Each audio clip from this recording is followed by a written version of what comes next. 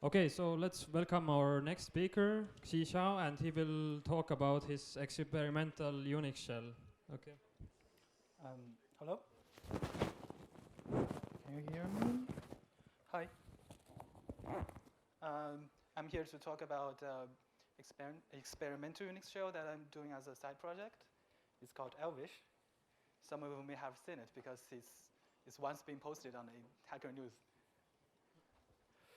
Well, the reason I developed this shell is driven by two motivations. One is a more serious language because can you see the code here? It's real code. It's real Z shell code from chapter 5 of the Z shell user guide.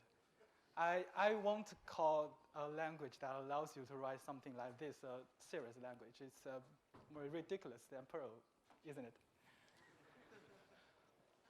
And also a more friendly user interface. And by friendly, I actually mean two things. One is friendly for newbies, so it has to have same defaults.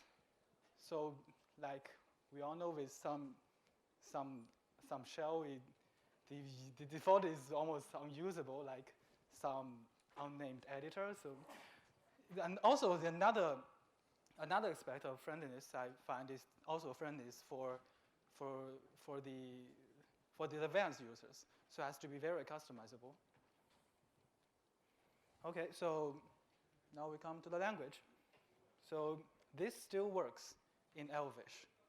So you can now believe that it's actually a shell. It's not some other kind of language. So this stuff, do I need to explain this stuff? It basically gets the output of the curl message ring and find for lines that contain A and sort them and remove the duplicates and put it to a file. Yep. Also arithmetics. So every time when I have to do some quick calculation with my computer, I always have to struggle between IPython and BC because IPython takes 1 minute to start, and BC has very limited capability. So now with the Elvish, you don't have to struggle for this anymore because it has arithmetics. So this is division, true division instead of integer division. And the second example looks pretty like Lisp. Yes, it is. And you can have functions. Does anybody know what that here is supposed to mean? It's determinant for calculating determinant of 2 times 2 matrix, which is something I do every day. And tables and closures. Yeah, I told you it's a serious language, so it has data types beyond simple strings. So we have tables. Tables is basically a hybrid of a list and a dictionary a la Lua. Actually, the reason I have to combine them is that I run out of brackets. We have this, we have square brackets, round brackets, and curly brackets, but I've run out of them. I cannot come up with more brackets, so I just use the square brackets for both. If anybody has a good suggestion, please tell me. So you see this is list-dict hybrid, so it can be indexed with either a number or a string. And we have closures. And now here I will present you the Hello World program in Elvish.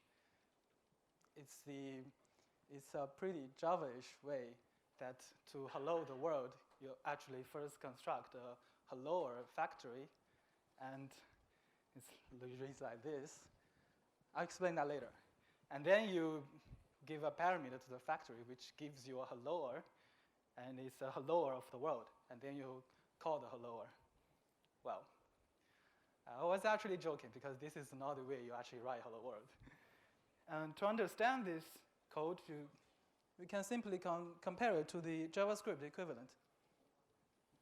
So you can see that we do have serious constructs like closures.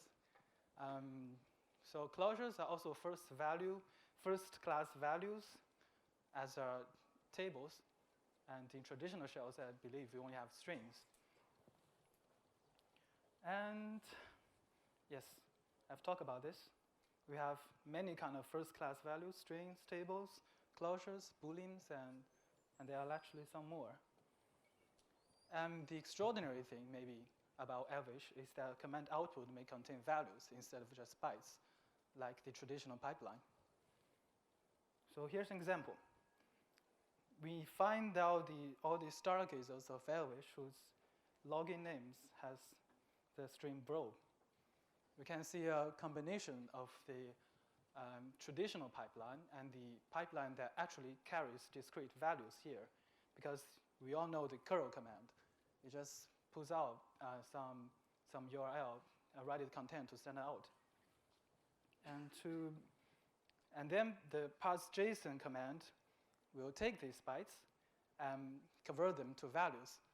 But it turns out that this URL will actually give an array instead of many JSONs. So we use unpack command in elvish, which turns an array of stuff into just a string of stuff. And we iterate through the stream, and we extract this login name. And now we are getting back to bytes again. So to find out all the lines who contain bro, just use grep. I'm getting a little bit too quick. I have only 2 slides left. About the user interface, it's not much because I've been working on the language recently, but there's still something pretty cool to show off, I think. It's called the navigation mode, because I believe some of you have used some software called Ranger. It allows you to use your arrow keys to navigate in the console, which is pretty cool, I think. And I believe that this functionality is better built into the shell. So I did it, and it actually works, unlike many other things in elvish. So about the project itself, it's not ready, and I will only call it ready when I use it as my own login shell. A lot of stuff I'm missing, and a lot of stuff are wrong. Yeah, welcome to contribute. Yes, last time when I talked, I suggested against putting on a Hacker News, but the next day I saw it. So if you want to do it, go ahead.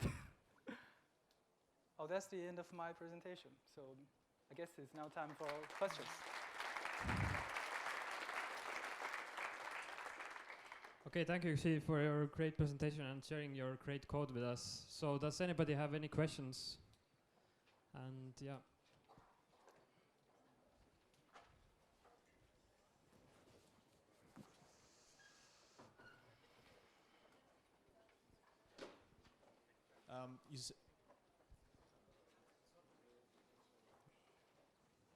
Test? Okay.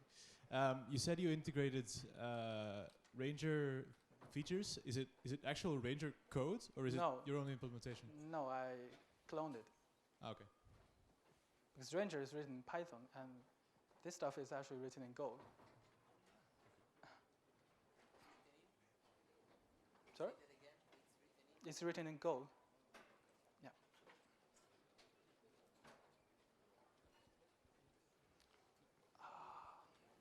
More questions? So anybody?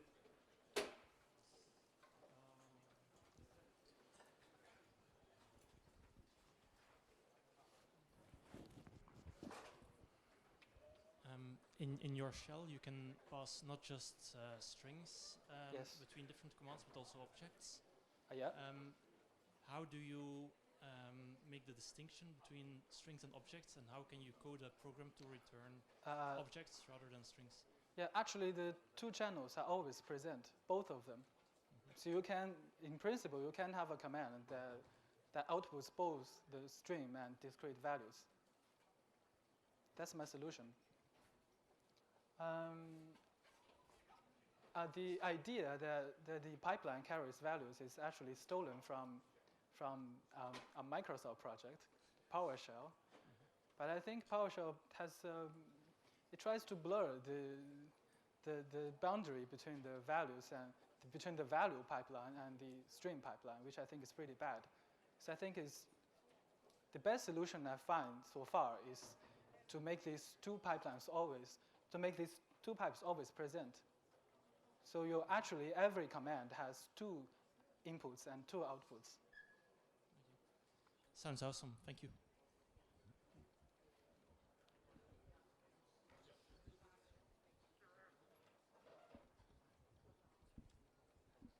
So does anybody have any more questions? Okay, so yeah, once again, thank you, Xi, for your great presentation.